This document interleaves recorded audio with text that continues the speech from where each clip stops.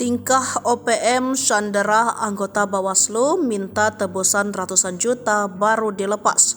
Kami kasih. Anggota Badan Pengawas Pemilu Kabupaten Intan Jaya, Papua Tengah, Otniel Tipagau mengungkapkan pengakuan sempat disandera kelompok kriminal bersenjata di tengah rencana pemungutan suara di distrik Homeo. Cerita itu diungkapkan di muka sidang sengketa Pileg 2024 yang digelar Mahkamah Konstitusi pada Senin 6 Mei 2024. Mulanya Ketua Hakim Panel 3 Arif Hidayat bertanya kepada Otniel soal mundurnya sebagian pemungutan suara ke tanggal 23 Februari 2024 atau mundur 9 hari dari jadwal semula. OT sapaan akrab Otniel menyebutkan bahwa PSS disebabkan oleh penyanderaan pesawat yang menjadi moda transportasi penghubung wilayah pegunungan di Intan Jaya. Ia menjelaskan penyanderaan itu terjadi karena maskapai penerbangan tersebut disebut harus memiliki bukti surat yang ditandatangani oleh anggota KKB setempat untuk dapat masuk ke wilayah tersebut. Otniel pun menambahkan saat itu negosiasi dan lobby-lobby terus dilakukan tetapi pesawat tetap tidak bisa memasuki wilayah yang dimaksud. Arif kemudian bertanya bagaimana ia dan koleganya akhirnya berhasil dilepaskan oleh KKB. Kami kasih uang, jawab Otis. Otis kemudian bercerita bahwa Kabupaten Intan Jaya punya kesan mengerikan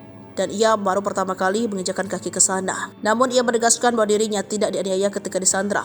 Saya waktu itu dicegat, ditangkap dari jam 7 sampai jam 3 sore, ujar dia. Arif kemudian penasaran dengan jumlah uang yang ditebus oleh Otis dan lain-lain dan dari mana uang itu berasal. Yang pertama kami sudah kasih 150 juta, kemudian yang saya sekitar 25 juta, ujar dia. Duitnya dari mana, tanya Arif. Kumpul para masyarakat caleg, kemudian kami Bawaslu PPD, pungkasnya. Sebagai informasi, Papua Tengah menjadi provinsi dengan jumlah sengketa Pileg 2024 terbanyak yang diregistrasi di MK dengan total 26 perkara. Pada pemilu 2024, sedikitnya 3/4 dari 8 kabupaten yang ada di Papua Tengah, semua TPS-nya masih menggunakan sistem noken atau ikat. Kabupaten-kabupaten yang tercatat TPS menerapkan sistem noken tanpa pengecualian adalah Kabupaten Puncak Jaya, Puncak, Paniai, Intan Jaya, Deiyai, dan Dogiai. Pada rekapitulasi hasil perhitungan suara tingkat nasional di kantor KPU RI, Papua Tengah banyak mendapatkan sorotan saksi partai politik karena proses rekapitulasi di tingkat provinsi disebut tak transparan dan banyak keberatan saksi yang tidak diakomodasi.